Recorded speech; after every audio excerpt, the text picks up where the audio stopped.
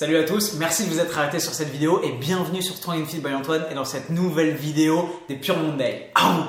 Aujourd'hui, ça fait bientôt un mois que vous êtes très certainement lancé les nouvelles résolutions de la nouvelle année et du coup, si vous avez été sérieux, ça fait très certainement un mois quasiment que vous êtes en train de travailler pour réaliser vos objectifs. Du coup, j'aimerais attaquer la semaine en beauté et répondre à la question que beaucoup d'entre vous me posent en ce moment ou se posent à eux-mêmes.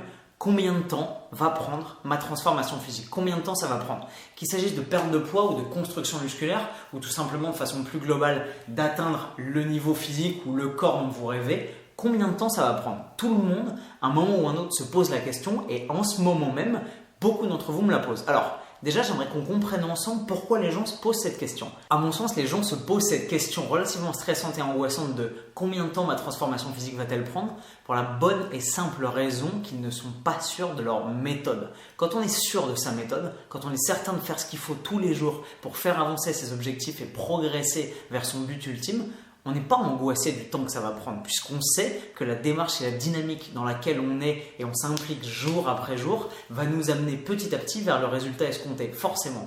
Donc à mon sens, les gens qui se posent cette question et qui angoissent sur la fin sont forcément ceux qui sont les moins sûrs de leur méthode. La deuxième raison à mon sens qui fait que les gens se focalisent sur le résultat, l'objectif, la ligne de mire, la ligne d'arrivée et pas le processus, c'est qu'ils ont peur tout simplement d'avoir à fournir le travail qui est nécessaire au quotidien, tous les jours, pour pouvoir changer leur physique et remodeler leur hygiène de vie. Faire ce qu'il faut pour maigrir, perdre du poids quand on est en surpoids, ou alors manger intelligemment, s'entraîner dur pour pouvoir prendre de la masse musculaire et étoffer son physique, c'est exactement comme passer un diplôme difficile, construire une entreprise qui cartonne, ou faire quelque chose qui a vraiment de l'intérêt dans la vie. C'est difficile, ça demande du travail, ça demande de l'implication au quotidien, et forcément, ça peut être un peu terrifiant d'être au pied du mur et de se dire « Waouh, je vais arriver tout là-haut, donc il va falloir que je mette les mains dans le cambouis tout de suite, que j'attrape ma truelle, mes briques et mon ciment et que je commence à construire dès maintenant. » Ça peut être stressant, j'en conviens. Il nous arrive tous d'être découragés à un certain moment face à l'ampleur de la tâche qu'il y a à accomplir pour arriver à ses fins et à réaliser son objectif.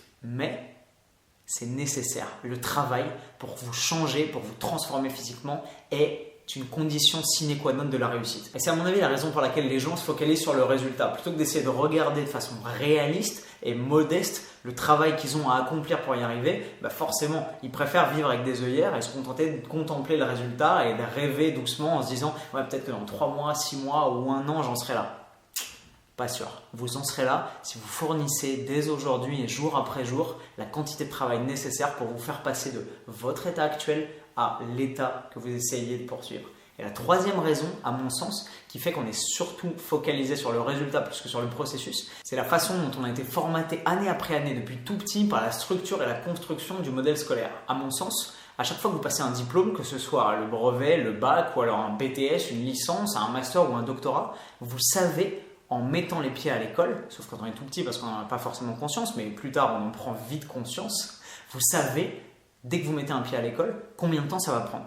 Vous êtes en première, vous savez qu'il vous reste 2 ans avant d'arriver au baccalauréat et éventuellement de décrocher le sésame. Parce que ça a été construit et structuré comme ça. Quand vous passez votre bac, vous allez à la fac, vous savez que si vous voulez bosser dur pour décrocher votre licence, si vous faites ce qu'il faut, c'est faisable en 3 ans. Si vous voulez un master, en vous bougeant un peu, en 5 ans, c'est faisable. Donc on est programmé pour se dire « Ok, je bosse pendant tant de temps et hop, je décrocherai enfin le sésame pour lequel je me bats. » Une transformation physique, qu'on soit bien clair, requiert non pas un travail dans un champ académique prédéfini, balisé et structuré à l'avance par d'autres gens pour vous, mais un travail sur vous-même. Quand on crée une petite entreprise et qu'on veut la faire fructifier et la faire cartonner et se développer au point d'un jour pouvoir l'introduire en bourse, ou quand on est écrivain et qu'on essaye de créer le roman de sa carrière, ou quand on est un artiste et qu'on se dit qu'on va enfin mettre au jour le chef-d'œuvre de sa vie.